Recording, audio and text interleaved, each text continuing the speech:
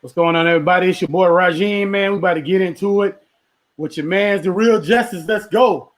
Yo, what's going on, y'all? We got something nice.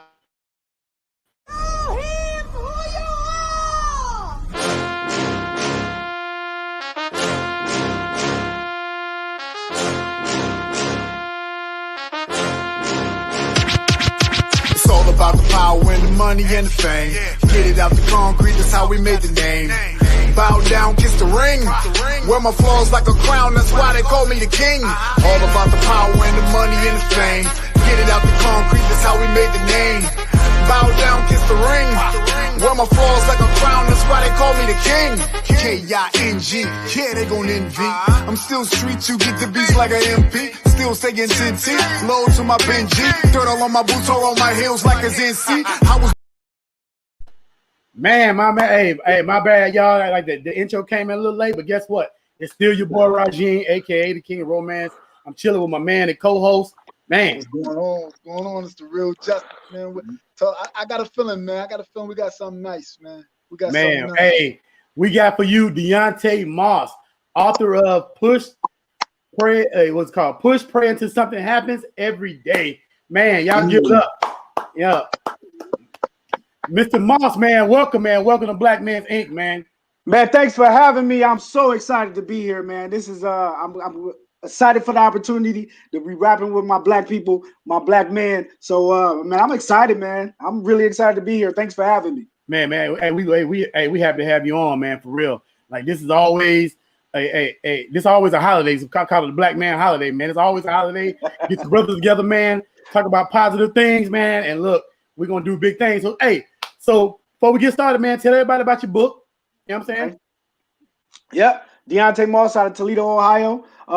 Pushed, Pray Until Something Happens Every Day is my book.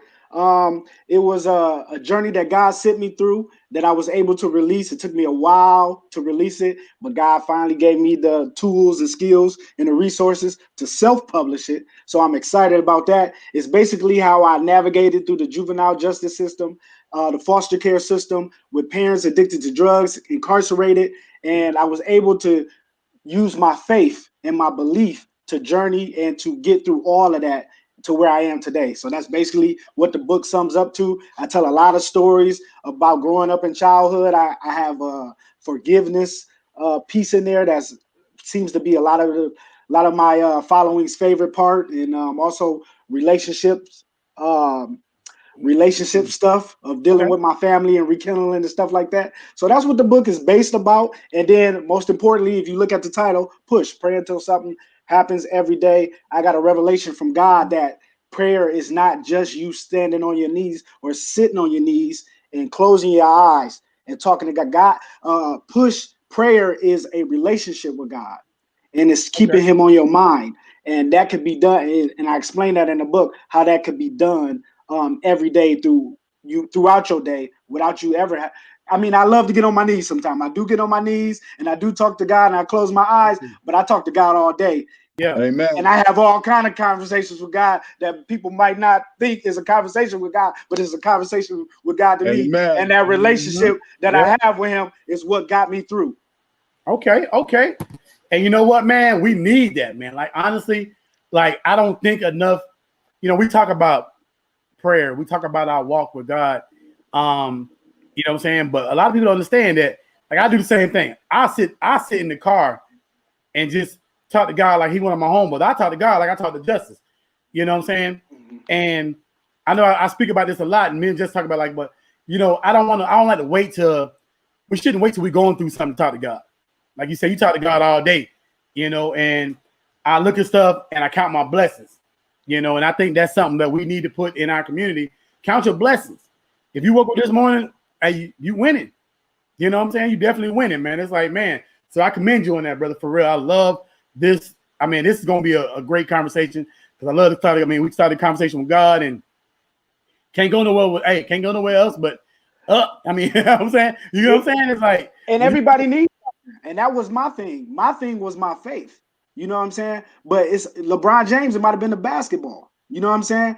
Everybody needs something to focus on so they can get through their life. because we all got issues, we all got problems. Yeah. You just need to. This was just what I focused on, and Yeah. it was putting God at the center of my life that pushed me to the next level. And even to elaborate on that, when I say I talk to God every day, that means like, you know, I might randomly worship. You know what I'm saying? Yeah. Sing a praise, or you know what I'm Yeah. saying, or just be, you know, watch a YouTube video of you know, TD Jakes or Dr. Miles Monroe or something like that, or Okay. you know what I'm saying. It's just I keep my mind on God, which keeps me out of a lot of trouble because we the flesh can make us go places we don't want to go. You know what I'm saying?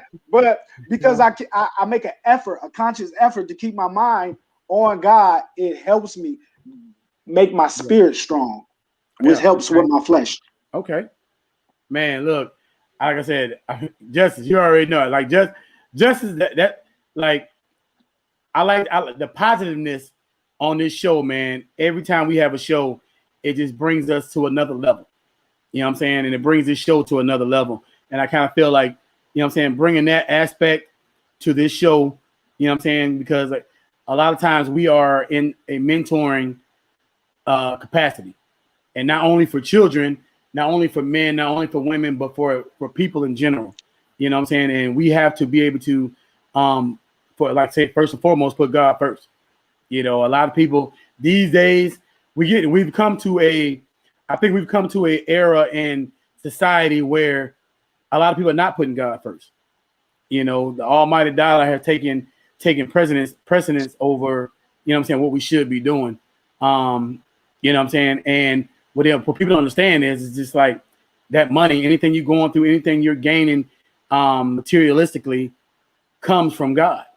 You know what I'm saying? No matter, you know what I'm saying, no matter what you worship, blah, blah, blah, you know what I'm saying? All your blessings come from God. You know what I'm saying? So like I said, I do feel like as a people, we definitely should move forward and continue to make that the fourth and foremost of what we're doing in life, man. So I commend you on that. So let me ask you this, man. What do you so I mean, I guarantee you so many answers to this question, man, but I just want to hear your answer. What made you write this book? What pushed? Like, first of all, let me tell you this. Until you just explained that to me, I thought it was a title and a subtitle. I didn't even see the acronym. So I didn't see the acronym. So when you said pushed, I'm like, oh, pray until okay. So like I said, I didn't. So I'm on it now. Pray until something happens every day. Push. And that was, you know, we all hear the acronym push. I think a lot of us have heard push, pray until something happens. But the revelation that I got from God was to add the ED. This is an everyday thing. And you know what I'm saying? You got to practice this because you know, all of us want to talk to God, but we got to have a relationship with him in order for him to hear us how we want him. You know what I'm saying? So when I started practicing the everyday thing, that's when my life went to another level. I think for me, if we look at praising my God, I don't know about y'all, God, but if you look at praising my God the way I praise my God, almost like you could want to get your body together. You could want to get healthy. You might look at that treadmill and be like, oh man, I know I could do something on that treadmill. But until you actually do something on that treadmill, it's just a thought. It's a known fact, and it says it in the Bible. Faith without work is dead. You gotta, and that's why I love this push, because you gotta move. Faith is a verb. It's an action word. It is not a noun. It is a verb. You gotta physically move forward. Like I talk to my God, even when I was in sin. I said, God, please don't let this police man get behind me, Lord. I swear I'm done, Father. Just one more run, Father. And I know God was sitting up there like. But that's real relationship. If you look at almost every example in the Bible, some of my Joseph, David, even especially David, you know what I'm saying? Like he was having those real conversations with God. Even he was a real person. Wasn't nobody perfect but Jesus. Every other person in the Bible had issues. Yes. And you can read about them. You can talk about them. You know what I'm saying? And that's who we are. You know what I'm saying? And a lot of people get confused. The only difference between a believer and an unbeliever is the confession. Ooh, say that again. It's only the confession. Again. I'm a believer because I confess that God sent his son to die for all of our sins, and that's your entryway into heaven. No matter what I do, I can be forgiven because I'm a believer.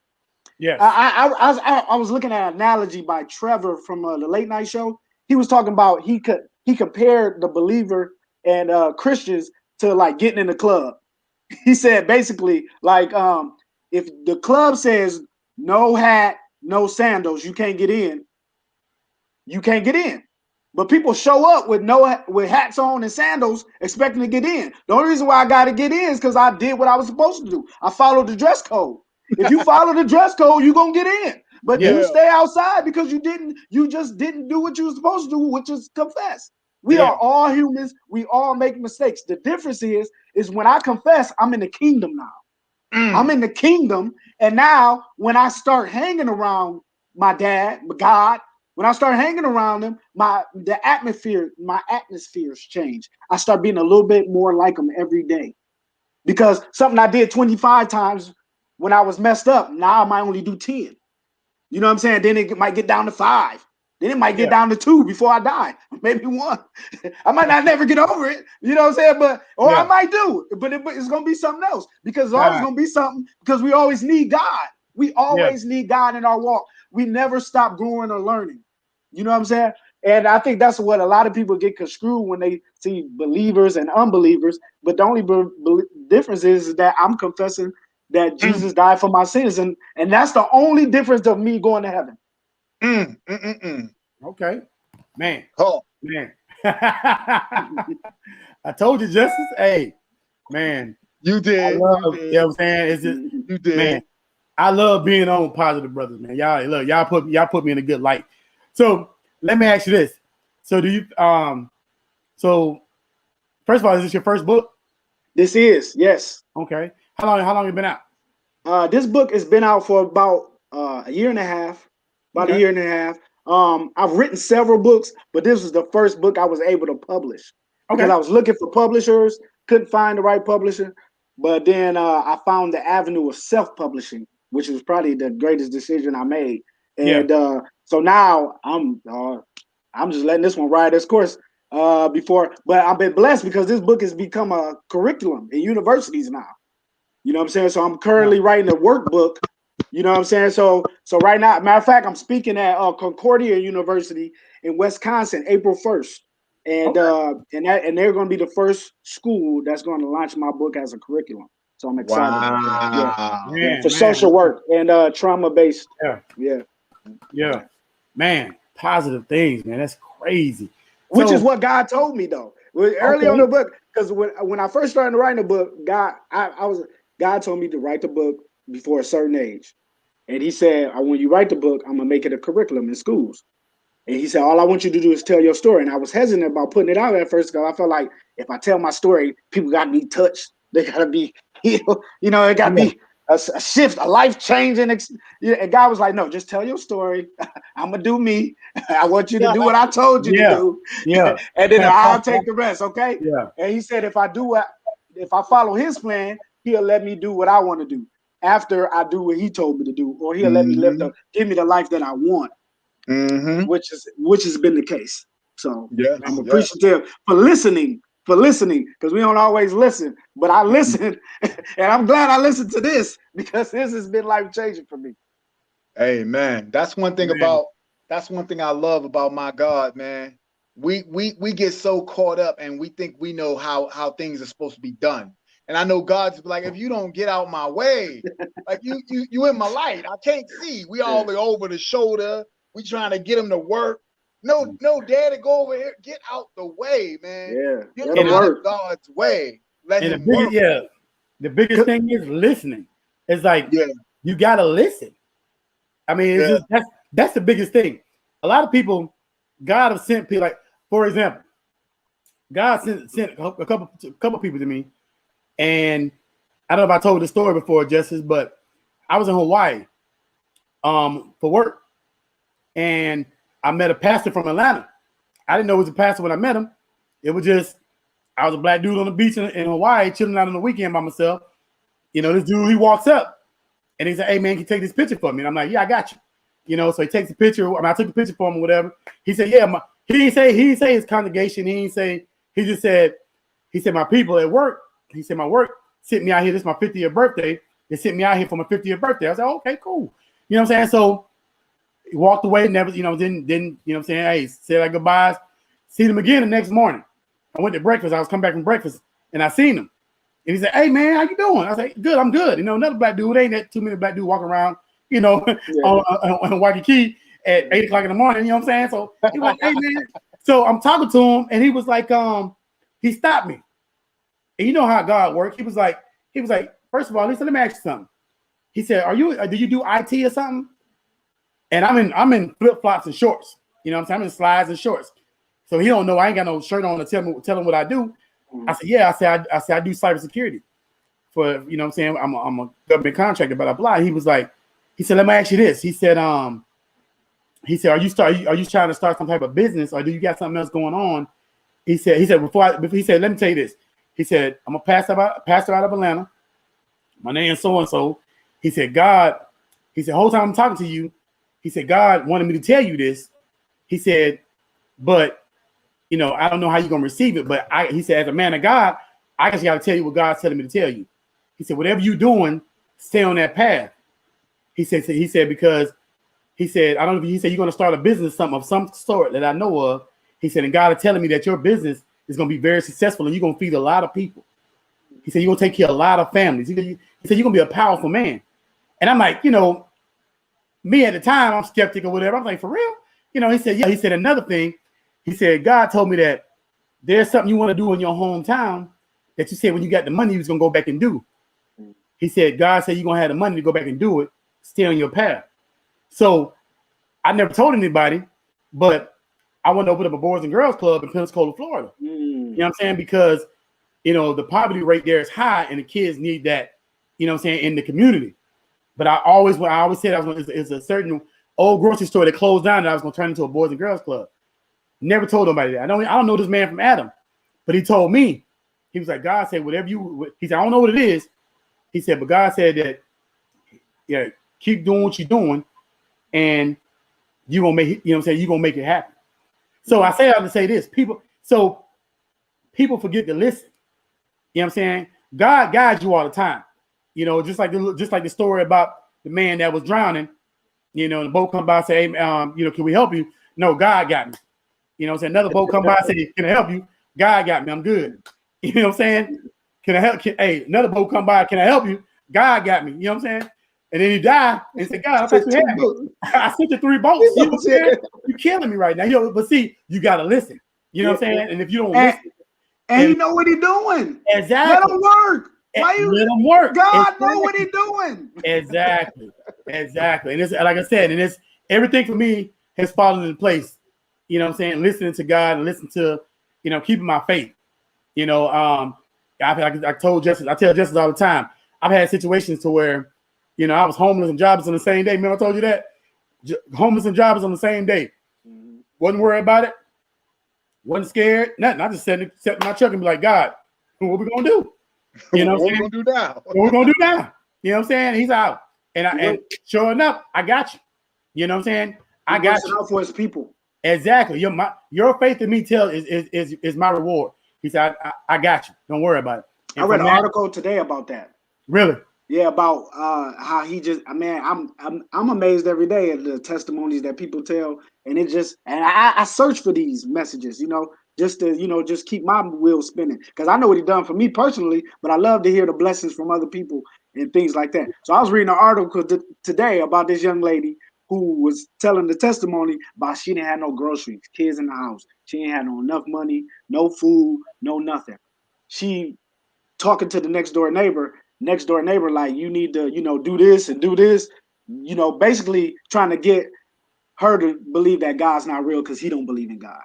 You know what I'm saying? He done had his experience. So he like, God's not, you know, you need to figure something out and quit depending on God. Like, that's part of your problem. That's what that's what she was telling us in the testimony. So she goes on to elaborate, and she said, man, she just went in her house after she had this conversation with her neighbor and just started praying and praying and praying like, God, I still have faith in you. I know you're gonna make a way. To make a long story short, the neighbor goes to the grocery store and buys her like $600 worth of groceries to prove to her that God did not buy these groceries, he did.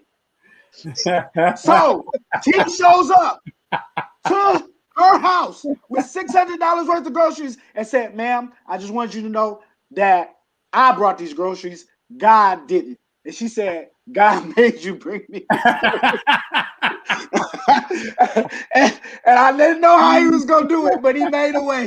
And you know what I'm saying? So he had to sit there with the face. Appreciate it. but that's how he works. God will use the people that don't even believe in him for your benefit. You know what I'm saying? And he'll make it work out for you. But he wanted to spend $600 to prove to her that God wasn't real, and she prayed. She just wanted groceries. She got $600 worth of groceries, and all she did was go in there and pray. Now he'll believe it. Got him sitting in the living room like, hey, God, he funny, man. He thought of oops, man. So yeah, man. So definitely, I feel like we as a people. And like I said, as our culture has always been close to God, you know what I'm saying? And not saying that anyone else's culture is not, but I do believe that, you know, even our spirituality from way back, slavery times, I mean, we had to have faith, you know what I'm saying? We had to have faith in God. You know, and I do believe that you have to go through things in your life to know when your blessings occur. You know, I like some people forget that, you know, every day is a blessing. To wake up when you're 6 feet above ground, it's a blessing.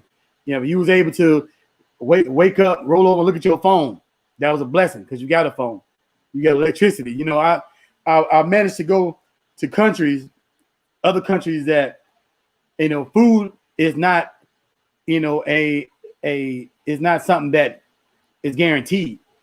You know what I'm saying? And people don't understand that. You know, we as American, food is so abundant, you know, that we don't understand that there's countries that people might not even eat in the next 2-3 days. You know, I mean, rice, you know, you get a bag of rice for the month, that's what you're eating every day. Yeah. You know what I'm saying? I've been in countries where rice is that's a necessity. You eat rice every day, rice, water, you know, and maybe bread.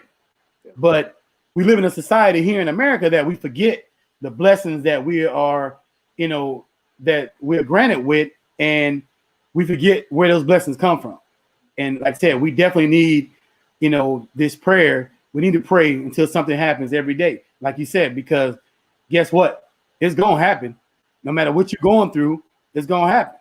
You know, I know I kind of feel like I got a lot of stories, but I went through a situation to where raising my son back in 2013, I sat in my car talking to God. I was talking to him like he was my boy.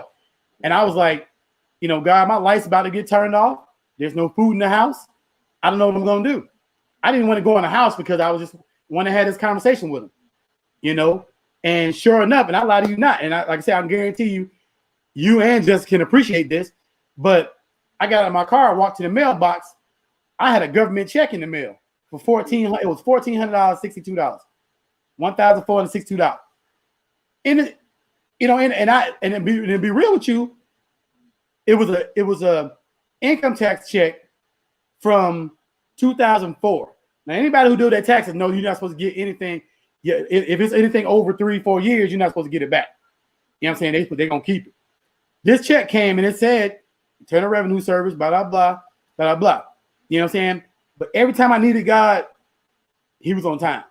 Yeah. You know what I'm saying? No matter. And so I said it to say this.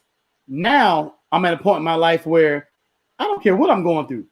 You know what I'm saying? I could lose my job tomorrow, not have one dime in the bank, and be like, all right, because God got me. I feel. Oh, my fault. No, you good. You good. No, that's you good. Go ahead. I definitely fully echo that sentiment. One thing I listen when my God talks to me, sometimes I be tripping. Sometimes God tells me to say things, And I say, God, I don't know how that person gonna receive it. But he said, say what I said. So I say what he said. Yeah. Deon, my God is telling me that you've been through some things. And my God is telling me that to ask for your testimony. My God is telling me that what you've been through, somebody listening, somebody within the sound of your voice needs to hear what you've been through, Deonte. And I don't know what that is, but my God told me to tell your testimony. I don't know what that means, but I'm all ears. Mm-hmm. Well, what's on my heart right now, I just want to elaborate on forgiveness out there, because forgiveness was a big thing for me. And I talk about it in my book. But forgiveness took me to the next level. I was watching the episode of Oprah one day, and she said forgiveness is giving up the hope that things could have been different. It's giving up the hope that things could have been different. And then she was talking to Ayana. She fixed your life, Ayana, on the show. Mm. So she was, forgiveness is for the victim, not the perpetrator, because you need the healing. And I take that with my life, because I used to have a lot of animosity from my parents, because, I lived in 10 different foster homes, 4 different group homes. And It is. my mom wasn't there for me. My father sold drugs and went to prison at an early age when I was 3. My mom was addicted to crack cocaine. And she was, when I was 3 years old, I had 2 younger sisters. She left me over my father's mother's house and never returned. And then she ended up coming back. But when she came back, it got even worse. You know what I'm saying? My mom was a prostitute. Tricks lived in our home. You know what I'm saying? My mom prostituted with my little sister. She made my sister prostitute. She had a boyfriend who was her pimp that lived with us in the home. And this was my everyday life experience growing up. If I went in foster care, I would stay with my mom and her pimp, until they got caught or something happened, and I carried a lot of that on me because I wanted a normal family. I didn't want to be in foster care, and I wanted my mom to get clean. I wanted my dad to know me. I only probably seen him 5 times before I was 21 years old. And I wanted structure, but I could do whatever I want, and I didn't know how to deal with that. So I made bad decisions. I was influenced by gangs at an early age and things of that nature. But one of the turning points in my life was when definitely being introduced to God by a foster dad that ended up taking a hold of me and raising me. But my dad, one time I seen my dad at a corner store. He didn't know who I was. How about 12, 13, he was getting out of prison. And I recognized him. I knew who he was, but he didn't know who I was. So I'm going inside the corner store. I look him dead in his eye. I'm like, oh my God, this is my dad. This is the guy I seen in the pictures at my nana house. What's up? Hey, like, hey, kid, going your way. How you doing, man? And that hurt me. That hurt me because I'm like, you don't know me, and I'm your son. So the next time I seen my dad, I was a little bit older, a couple years older. Violence came out. Because I'm visiting my nana, who was his mother, who my grandmother is. I call her Nana. And she's like, hey, Deonte. And then my father, and I'm his son, he act like he know who I am now. And I'm like, you don't know who I am? I just seen you at the corner store. You had no clue who I was. So he trying to be, hey, son. I'm like, nah, you don't know me. So he got upset. So he upset. He mad. And he started yelling. You ain't gonna be disrespecting me in my mama house. And when he yell, he spit. He be spitting. So he yelling, he spitting all on my face. I'm like, hey man, stop spitting in my face. You're not my daddy. Oh, he went off. I brought you in this world. I'll take you out, all kind of stuff. All that the speech come out. Man, he pushes me. I get so angry that I punch my dad in the face. My dad falls down. And that was one of my first, that's the day I realized there's a difference between a grown man and a little boy. Because I punched my dad in the face. He fell back.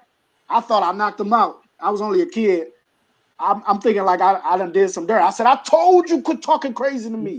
I told you quit spitting in my face. But and my dad been in prison his whole life. So my dad ain't never been a little dude. He always been solid. He got little legs.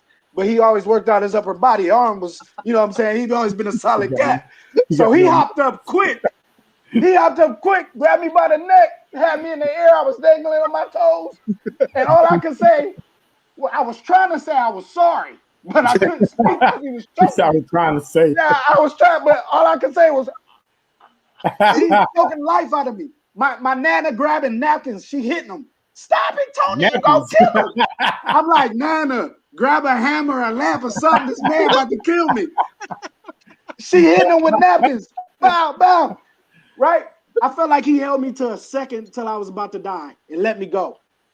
And I ain't seen him for years after that. Ironically, I studied abroad in Germany for when I was in college. So I went to Germany and I came back, just got a new car, and I was going back to school. I was in college at the University of Toledo. So I just so happened to pull up at a corner store in my new car. I see it looked like a man outside the store, like begging for change. You know how they be like 10 cents for a sandwich or something like that. Right. I get closer and I realize it's my father. I haven't seen him in years since the fight. So I'm like, what's going to happen? You know what I'm saying? We're going to fight again? I don't really know what's going to take place. But I'm like, shoot, I'm grown now. You ain't about to do me like you did me last time. But anyway, I just walked past him. I go in the store. I get what I need and I come back out. When I came back out, my dad looks me dead in my eye and notices me. Ironically, this is at a corner store again. He looks me dead in my eyes and starts telling me everything that he heard that I've been doing in my life that I didn't even knew he know because I haven't heard from him. So he started telling me about how he heard my mom went to prison. He heard about my sister was missing. She had been missing for years. She got caught up in a sex trafficking ring. He started telling me about how he heard about me going to college, how I had a daughter and I was living abroad. He started telling me all this stuff I didn't know he knew. So all that stuff that show, and because of my faith, I had started going to church regularly. And then watching Oprah and Ayanna and all that just was resonating in my spirit at that time. Freshly watching the show, I said, I need to forgive my dad. And when I tell you, when God told me to forgive my dad, it was one of the best things I ever did, because a lot of people didn't told me I didn't have to because of the things that my mom put me through or the things my dad put me through. But my dad begged me that day to call him, or me giving him my number and he give me his number. I gave him my number and he would blow my phone up just to talk to me. So I started inviting him to church. At this point, I'm not even comfortable calling my dad. I'm still calling him sir, like you with respect, but yes, sir. You know, hey, sir, how you doing, sir? You know what I'm saying? But I started taking him to church with me. One day we was in church. The spirit moved. We was in worship. We came out of church. My dad told me something that changed my life. He said, son, teach me how to be a man. And I said, what? He said, son, teach me how to be a man. I said, what are you talking about? He said, son, I had problems and issues my whole entire life, and I didn't know how to deal with them. That's why I sold drugs. That's why I used drugs. That's why I've been in and out of prison my whole life.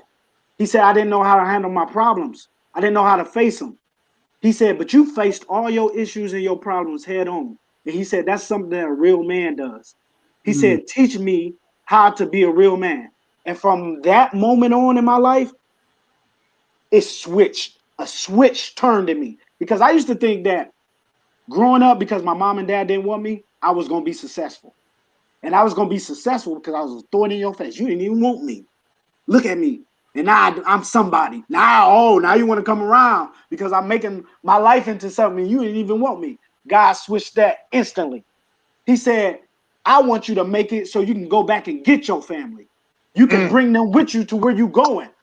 You're going to be the Joseph of your family, the Moses to your generation. And it changed my life. I knew that my success wasn't for me anymore. It was for my mom. It was for my dad. It was for my sisters, the students, and everybody in my circle that I work around. I was doing something way bigger than me. It wasn't no selfish intentions no more. It was to change. It was to change the atmosphere of the people around me. And when God showed me that, and when my dad had that conversation with me, it changed my life instantly. Changed my life instantly. So I had to take it to another level. Same thing happened with my mom. My mom, was a prostitute. She prostituted with my sister. At first I used to like really dislike my mom because of the prostitution and stuff like that. But then I had a conversation with my mom as I got a little older, and I realized that she was conditioned because my mom was molested and prostituted by her father at an early age. I didn't know all this. I just thought you was just a horrible mom. You know what I'm saying? But once I found out she was conditioned, I knew we were breaking generational curses. You know what I'm saying?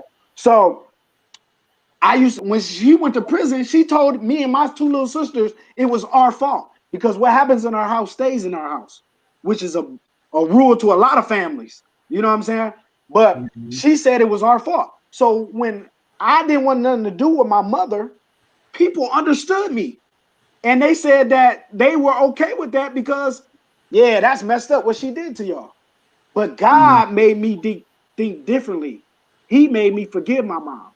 And this is how he told me. He said, look, when people are wrong, they know when they're wrong. You know what I'm saying? And your mom was on drugs. She was addicted to crack cocaine, and she had a messed up mind. She was conditioned. But now she's in prison. She's had years to think about it. She's gotten clean, and she's trying to reach out to you. He said, talk to your mom. Because I had no intentions of talking to her because when she left, she said it was our fault that she was in there. But I know she was messed up. She was on drugs. She was conditioned. She had time to get clean and thought about her wrongs and was trying to fix them. And God said, usually, the revelation I got was that when people try to fix their wrongs and they can't fix it, they feel like they've gone too far, they're messed up, they go back to what was numbing them before, which was the crack, the men, all this, you know what I'm saying? Stuff like that. So he said, if I forgive my mama, it'll change her life. I forgave my mom. As soon as she got out of prison, I was right there to greet her with open arms. And my mom has been clean ever since because of that. And then my sisters followed in suit. My sisters followed in suit. I have a wonderful relationship with my father and my mom now, which makes me a better man because I used to have an empty place in my heart because I didn't know how to deal with not having parents or wondering why they didn't want me. But now I get so much love. It's like my love from my parents have rekindled as an adult because I'm getting what I never had as a kid, even now. You know what I'm saying? But that's how God worked. But I would have never experienced that if I didn't do what God told me to do or use my faith and forgive my parents. You know what I'm saying? For not being there. And I have a amazing appreciation for forgiveness now because of my personal experience. Wow, man, that's super powerful, man. It's like I can't imagine how deep you have to dig and how strong your relationship with God has to be for you to give, you know what I'm saying, that far back. Because, you know what I'm saying, the pain, I'm pretty sure the pain that you've been through, man, is numbing. You know what I'm saying? And so when you've been through pain that's that numbing and to come back from it and forgive the people who put you through that pain, I guarantee you that weight off your back was incredible, man. God, and it's worth it. I didn't see the worth of it before. I was trying to run from it and get away from it, but God said you need to deal with it. And the peace that I get now is what I was looking for the whole time. I didn't know I was looking for it. You know what I'm saying? But it's a whole, now I use it on my platform. Now I'm telling my story and people, you know, I now have a platform for telling my story. Or I was running away from it. I didn't even want you to know. Yeah. You know, stuff that I wrote in my book, writing it down became therapeutic for me. Yeah. Writing it down became therapeutic for me. Telling my story became therapeutic for me. It became, now I still deal as an adult now with traumas and stuff like that, but it's a whole nother better place. You know what I'm saying? I used to handle it. I didn't know how to cope. I've been able to cope with writing the book. You know what I'm saying? Been able to cope with telling the story, having these type of interviews, you know, things of that nature. It's become a healing for me. So I won't never stop doing it now. And I won't never stop telling my story. When I told you, when God told me to write, and he was going to make me tell my story, he said, that's all I want to do. And that's all I'm doing now. Let me ask you this, Deonte, coming from my situation, because like I can echo your sentiment. Like my mother, it was four of us. It was me, my sister, my other sister, and my brother. And my mother decided that she didn't want kids. She just didn't want no more. She didn't want kids no more. She didn't want an adult, as they say. So she gave my sisters to my aunt. She gave my other sisters to my other aunt, and she gave my brother to my last aunt. If you can close your eyes and picture a 7-year-old kid I still remember I was holding my hat, and I was like, "Mom, where do I go?" She's like, "Don't nobody want you." And I said, "Well, I must be going with you then." And she was like, "No." So as she got in the car, I could still close my eyes and see those brake lights, leaving me in the middle of the street to figure it out as a kid. My mother passed while I was on vacation, while I was on state vacation. So I never got to forgive her. So for anybody that's listening, Deonte, take us through the steps of when I say forgiven, because like your mother is the first reflection of love that you get as an earthling, as a baby, as a man. So if you don't get love from the person who brought you into this world, how can you show love or know love when you see it? I say that to say this: I've learned myself how to accept love, how to give love, and how to accept love. But I've never forgiven, and I never got a chance to forgive my mother. So for people who are listening, explain to them how you went through the steps of forgiveness. Because it's one thing for somebody to do something to you and you be like, it's cool, you good. How did you go through them steps for the people that's listening? How'd you forgive? Yeah. So one thing that I had to realize is that I'm not defined by my mother's and father's mistakes. I still have to be who I need to be because I got responsibilities too. I'm raising 2 daughters. You know what I'm saying? I still got to live my life. And it's about perspective. You know what I'm saying? And you got to look at your life and figure out how you're going to get it. You know what I'm saying? I can't lean back on what my mom did wrong or what my dad did wrong because I still got a wife that's looking up to me.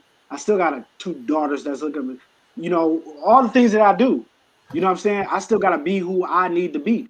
And it's perspective, man. And it's funny. I was not funny, but it's a story that comes to mind right now about perspective. And it's about 2 boys, twins, who had a father who was an alcoholic, right? And they both took life differently. They both looked at it differently. One did not become successful, and he blamed it on his dad. He said, my dad used to beat us, and he was an alcoholic. That's why I didn't make it. You know what I'm saying? He put it all on his dad. And the other one was very successful. You know what I'm saying? They were like, well, how is this one successful and this one not successful? And they asked the successful one, well, why are you successful and he not successful? Well, he said, the reason why I'm successful is because my dad used to beat me. He said he used to beat me and he used to drink. They took it differently. They had the same answer, but it's how they took it. You know what I'm saying? You gotta look at it from all angles. What can happen? What's going to happen? You know, and even in your situation, you might not can't forgive externally, but you can internally. And I think you can still let that. You know, you can still heal from that. You know what I'm saying? We all can. It's still work that needs to be done forever. The work don't ever stop. You know what I'm saying? Still gotta deal with it, but it's about being able to have the conversation, like therapy. Me and my wife, we in therapy, right? We've been married 10 years, but we gotta learn how to communicate. We got stuff that's going on. We've been married 10 years, but the therapy helps me be able to bring things out to the forefront. It helps me be able to have a mediator in a conversation. It does so much stuff for me to be able to live the life that I want to live. usually I used to just blow that stuff up that I was dealing with. You know what I'm saying? And I try to learn how to deal with it by myself. But because I write now, because I'm communicating, because I'm telling my stories, because I'm saying it out loud, is allowed me to heal from the stuff that my book became my mirror. Everything that I saw in myself, I was able to let out. I was able to tell stuff that I probably would have never really told before, but I was able to write it down, and now I'm able to tell everything. My book was my mirror, looking in the mirror at myself and be able to tell everything. Man. And that's what we need. That's the beginning of finding out who you are, being real, knowing who you are. You can't be defined by your mother's and father's mistakes. Everybody makes mistakes, but you still gotta be who you're supposed to be. You still gotta go walk down your road, go down your path, live your life. You know what I'm saying? Imagine if I didn't. Then I would have never had that conversation with my father. True. You know what I'm saying? I would have never had that conversation. I would never been able to be in the position I am today with my mothers or my sisters. You know what I'm saying? I still had to live my life. I still had to be me. Yeah. I didn't need to be defined by my mother's and father's mistakes. Man, that's crazy. That's incredible, man. That's honestly, man, you got a powerful story, man. For real. Got a very powerful story. And the good thing, and I can see in both of you, Deonte and Justice, is that it's our responsibility at this level to break the cycle for our kids. You know what I'm saying? So our kids don't have to have this same conversation when they're older. You know what I'm saying? Because like I said, you both could have took a whole nother path. You know, and then your kids would have been telling the same story. And then their kids would have been telling the same story. You know what I'm saying? But since you guys, both of you have taken that step to come in and say, hey, look, not on my watch. You know what I'm saying? Not on my watch. I'm making sure my kids' story turns out to be different. You know, and a lot of times, you know what I'm saying, you don't want to see, like I said, Justice, you would never tell your daughter or your son and be like, hey, you know what I'm saying, nobody wants you. You know what I'm saying? You'll never do that. You know what I'm saying? Or your Deonte, your kids your daughters never got to worry about seeing you at a corner store, you know, acting like they don't know you. You know what I'm saying? Because y'all are there. You know what I'm saying? And I think as black men, and we don't get enough credit, but as black men, we have the ability to break the cycle. You get what I'm saying? And like I said, my dad was there, so that, you know, the cycle wasn't broken. You know, so for me, and maybe the man that I am, to be there for my son. And I guarantee you, my son gonna be there for his son or his daughter. You get what I'm saying? So with that being said, like I said, I love your guys' story, and I love the fact that we breaking cycles. You know, I'm glad, and I appreciate y'all for this platform, because this is how it starts. Yeah, These are not everyday conversations. Oh yeah, that we have. Yeah. You know, black men, men will talk about everything else except for this. Yeah. Except these for type this. of conversations. You know what I'm saying? But these are the conversations we need to have, because these are all the stories that we hide. Yeah. You know what I'm saying? Inside of us. We're not letting it out. And that's why we deal with so much alone. But we don't need to be alone. We don't have to be alone. We can have conversations so we can understand it better. And that's why I appreciate y'all invite me on the show with me. You even having a platform for us to be able to have this type of dialogue, because it's not an everyday dialogue. Oh yeah, definitely, man. And I feel also, man, it's one of them things to where we, as black men, we have to put aside our pride. You know, we have to, you know, we don't work well with embarrassment, or we don't work well with ego or pride. You know what I'm saying? So as black men, like you said, you didn't have to tell us your story. You know what I'm saying? And at one point in time in your life, you wouldn't have told us your story. Justice wouldn't have told us his story. But like you said, once you mature to that level to where somebody needs to hear this, you know, we do a segment sometimes so somebody need to hear this, and somebody needed to hear this because they've been through it. You know, we walk through a certain shadow, and sometimes, like I said, we don't talk about it because of our pride, or because of, you know what I'm saying, to shy away from embarrassment or whatever. So we, as black men, you know, because we're strong, you know what I'm saying, we are warriors. And as warriors, You know what I'm saying? We're taught not to show weakness. You know, we're taught not to cry. We're taught not to shed a tear. You know, I'm a little older now, and at my age, you know, I can tell I was in the military, and I can tell you how many times on one hand, how many times I actually cried as an adult. You know what I'm saying? As a man, you know, there are certain situations that I probably should have cried, but my emotions are numb. You know, but at me being older and in a new light, you know what I'm saying? Sometimes I get a tear to my eye about something. It might be something simple. It might be something I might see something on television that's just kind of heartbreaking or whatever, you know. But I'm at a point right now where I don't feel like I should be embarrassed to cry. You know what I'm saying? Because it don't make me any less of a man, you know. But as black men, we feel like we always got to prove to somebody that we hard, you know, that we are warriors, and which we are. But that's something we don't have to prove, you know. And our stories can change a lot of lives if we just put the pride to the side. And that's what it is. It's saving grace.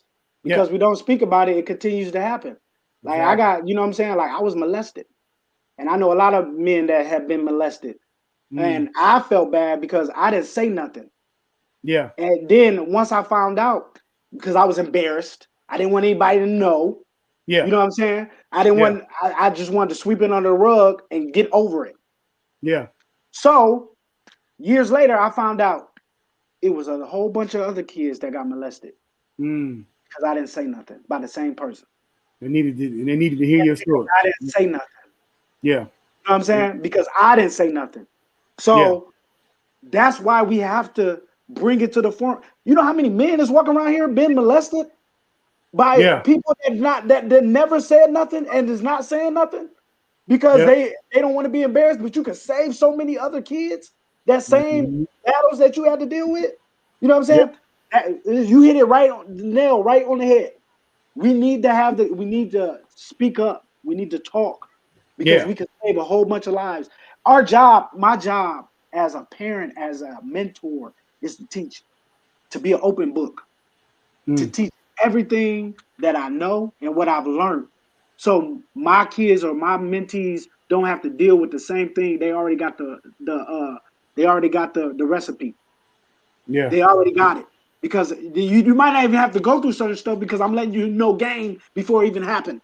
True. You know what I'm saying? So you can be better than me. Yeah. So you can be better than where I was or be further than where I was at your age or wherever you are. You know what I'm saying? So you don't have to go through the same thing I don't go through. That's our job, is to be the open book to help other people. And that's what I gotta be now. You know what I'm saying? That's where that's the position that God has me in now. Yeah. And that's exactly what we need. Exactly what we need. You know what I'm saying? Stories like yours, stories like Justice's. I mean, it just, you know, we need those stories because guess what?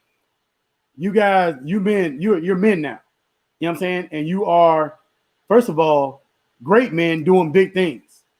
You know what I'm saying? You didn't lay down and life threw you lemons. You know what I'm saying? And like you said, you made, I mean, it sounds cliche, but life threw y'all lemons. Y'all made lemonade. You get what I'm saying? And it's easy to lay down. It's easy to lay down, like you said earlier, and blame the world. You could have blamed God. You could have blamed your mom. You could have blamed your dad. You could have blamed anybody. But you didn't. You didn't lay down. You know what I'm saying? And by y'all not laying down and allowing, you know what I'm saying, who you are to come to the forefront, and now you got kids of your own, you got wives, and you know what I'm saying, the men that you are going to break the cycle. And like you said, with this platform, we continue to build and teach people how to break cycles. You know what I'm saying? Because guess what? It's like it's crazy because Justice talks about this all the time. They want us to fail. You know what I'm saying? And as a culture, it's easy we're imploding if we don't take care of ourselves. You know what I'm saying? It's like, so as a culture, if we're not taking care of each other, you know what I'm saying? Nobody else has to do anything to our culture. We're doing it to ourselves. You get what I'm saying? And with that being said, like you said, we speaking out on stuff like this, having the hard conversations like this is going to help, you know? And we continue to grow as a people, you know, because it's hard to, like you said, it's hard to get over stuff like molestation, homelessness, just everything that we can go through as a people. It's hard to get through that if we don't know how to get through it. And something you said earlier too, Deonte, that kind of was impressive to me is, and we talked about it in the show before, as Black people, we don't seek counsel, a lot. We don't go to counseling a lot as Black people because we think we can handle it. We think we got this. You know what I'm saying? Like marriage counseling and couples counseling, or even just life in general. You know what I'm saying? We think we got this because we're strong people, And for example, whenever you come back from, like, in the military, whenever you come back from Afghanistan, anywhere, any war zone, you go to the VA, they make you see a psychiatrist. And for me, going to see a psychiatrist, I never really thought I needed a psychiatrist.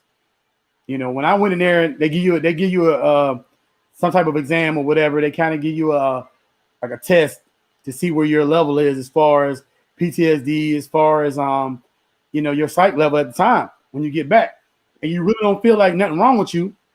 But when it comes back and say, hey, you got mild PTSD or you got this, and we want to put you on this, and especially when you don't feel like nothing's wrong with you. Mm-hmm. You get what I'm saying? Yeah. And so we go through life, and PTSD don't just come from war. PTSD come from life. There's a lot of things we go through as Black men in general. Like I got PTSD just when I'm getting pulled over by a police officer. I'm shook. Not even get pulled over. When a police officer is behind me, so many scenarios run through my head how this can go down. It's the new conditioning. Yeah, it's a new conditioning, and it shouldn't be that way. Because first of all, I know my tags are good. I got insurance. I don't have no felonies. I don't have no warrants. But automatically, and everybody don't understand that feeling. This is a feeling that a Black man gets when the police is behind him. Exactly. You know what I'm saying? You have to be Black to understand that. You have to be a Black man to understand that. Yeah. Black people, you know what I'm saying? Like, like you said, I'm legit. Yeah. I got insurance. I got everything, but I'm still like, what? This could go another way. Yeah. You know what I'm saying? This could go another way. So I understand exactly. I feel it's crazy because we have the same rights. Let me say this the right way.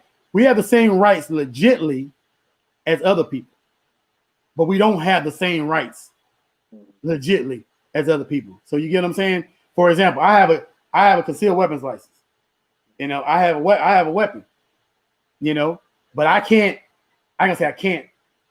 I'm weary of carrying my weapon on me when I go into a store somewhere or when I go anywhere, even if it's concealed.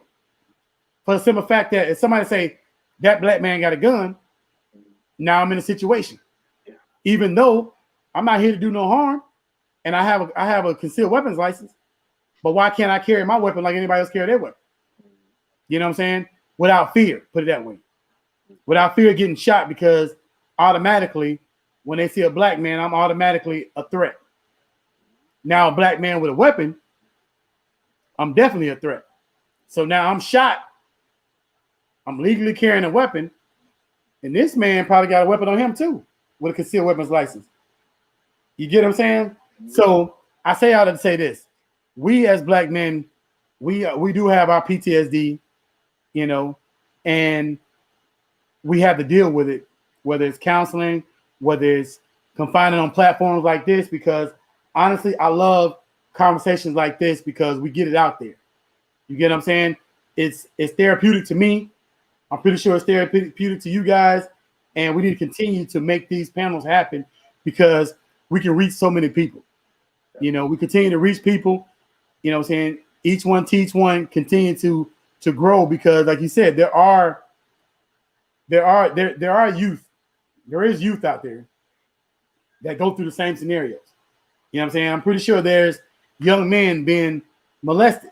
And I feel like as Black parents, we don't teach our children about molestation. You know what I'm saying? And, we teach them to stop crying or stop snitching.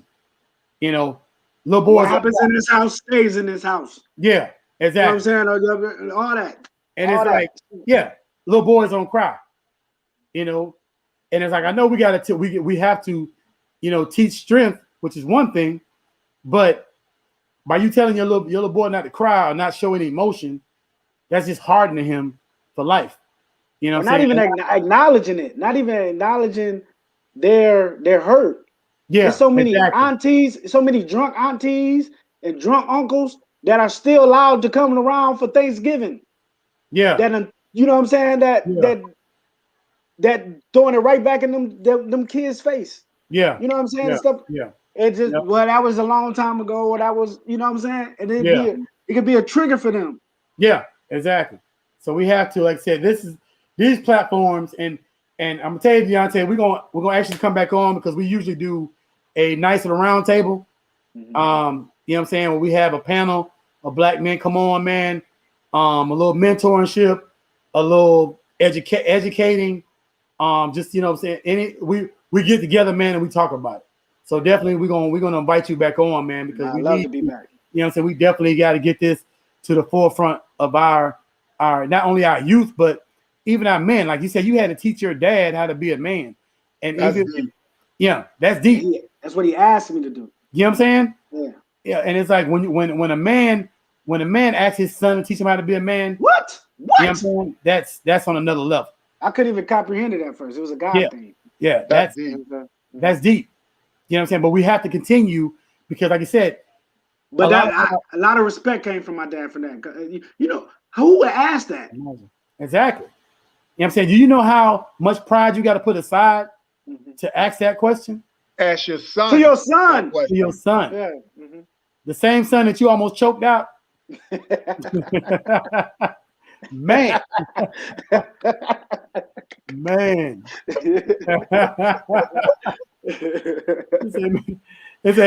Hey, we said that long time ago. Long time ago. Hey, I learned the difference that day. It was the difference between the kid and the man. He said, "Oh, you want to throw hands? Okay." You want to hit a man, huh? I said, "I'm sorry. I'm trying to tell him I'll never do it again. Just let me go." My bad, Pops. My bad. Yeah. I was trying to tell him, but he's choking me. So listen, man. Look, we can do this all night, bro. Especially when we get good authors on, man, and good black men on, man. We talking all night. We came up on an hour, man. But what I want to do before we roll out, I got a question for you and Justice before we go out, man. So with that being said, and I know we put, like I said, putting God first, man. If a young man walked in the room right now, you know what I'm saying, that went through the same thing you guys went through, you know what I'm saying, and each of your scenarios are similar, a little different. But say a young man walked in the room right now, man, who needed y'all help, who sincerely needed y'all help. You know what I'm saying? What could you tell him, man, to lead him in the right direction? And I'm gonna start with Deonte, and then we'll go to Justice, man. I would say, try God, man. You tried everything else. You try to do everything else. Try God. Just give him a trial, man, and see what he can do for you. Just try him, man. Because that's what it came down for me. Yeah, I tried to do everything else and it still wasn't working. Yeah, the moment that I took God seriously is when my life really came together. You can't go wrong with that. Definitely can't go wrong, man. Hey, the same question, Jess. He blew me away with that one. I know. We needed this one. I'm just gonna say we needed this one right here. I would tell him, I would definitely echo his sentiment, because we suffer in silence because we think we're the only one. If we knew that there were other people dealing with what we're dealing with, we would be more verbal. But the fact that we suffer in silence, that's the shame comes from we feel like we're the only one. Powerful. So after I listen to his story, I would tell him mine, and then I show him how I got through it. Because one thing I truly believe, that people will listen, but when you show them, look, you're not the only one. You weren't the only one abandoned as a child. You weren't the only one touched as a child. You weren't the only one felt rejected, because you have to understand, as children, when you feel rejected by your parents, you automatically throw God in the equation, because you're like, how could this, if God loved me so much, how could he let this happen? Yeah. But what they don't understand is my God will not put nothing on you that you can't handle. And another thing, my God does not impose. If you don't let him in, he's not gonna come in. Yeah. If you don't open that door, he's not gonna come through no window. You have to let him in first. And I would let that man know that before you blame my God. Like Deonte said, have you tried my God? Now, if you tried my God and my God didn't work for you, then obviously that's something in you, because my God can do no wrong. My God don't make mistakes. Yeah. You know what I mean? Sometimes people don't want to hear that. But that's what I would tell him, Ross. You know me, you know how we rock. I keep it 100. What? You tried God? Did you try God with your face? Yeah. Or did you try God with your heart, with your soul? There's a difference. And if he be like, I tried it with my soul, I'd be like, oh man, I'm sorry about that, man. You stay up. I don't know what else to give you, because if God couldn't fix you, I don't know what else to do for you. You know what I mean? That's my answer. Man, look, man, we came up on the end, man. Like I said, I can talk to this brother all night, man. Definitely. We're gonna do this again. We're gonna get you booked again for the panel. We gotta talk to our executive producer, get her to get you on the show. We're gonna get this panel together, man. We got a list of brothers, man, that we can change the world with, man. And bro, man, hey, thank you for everything you're doing. Definitely. Before we roll out, man, tell everybody where they can find your book, where they can find you. That's Pushed. That's Pushed. That's the book right there. Oh yeah. Show them the book. Yeah, definitely. Show them the book. And that is available on mossandmarriage.com, but you can get this book anywhere, man. It's available on all platforms. You can probably get it at your local library. You can get it on Walmart.com. You can get it on Amazon. You can get it on eBay. You can get it at Barnes & Nobles. It's everywhere books are sold. You can even Google it to find out which one would be better for you, because some people have Amazon and get free shipping and stuff like that of that nature. So you just have to find the right platform that you want to buy it on. But it's available everywhere. I sell them at mossandmarriage.com, which is one of my personal websites that me and my wife do a lot of our marriage work on that we do. But it's everywhere. Just Google Pushed by Deonte Moss, and wherever you want to go, you can get it. Man, hey, thank you for Mr. Moss, man, Deonte, bro. We're gonna get a copy of that book, man, because we're gonna get it to you so you can sign it.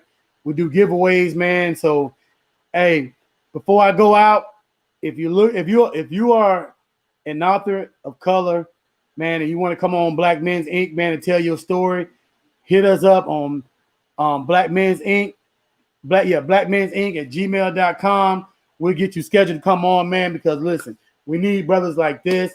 We need sisters like this to come on, man, tell your story so we can change the scenario. We need to change the outcome. You know what I'm saying? We need to break the cycle and continue to grow as a culture. You understand? So listen, man, again, thank y'all for coming on. Hey, thank y'all for watching Black Men's Inc. Man, with my man Deonte Moss. It's been your boy Rajin, aka the King of Romance, and I got my co-host. Another one. I told y'all we had another one. The man, the real justice, man. We was with that Deonte Moss, man. If you missed it, man, watch the playback. Watch the playback, man. But guess what? He coming back. We're gonna do it bigger and better every time, man. Appreciate it, man. Clap it up. We about to get up out of here, man, for real. It's been Black Men's Inc. Hey, the place to come, do your thing. We're gonna holler at y'all later.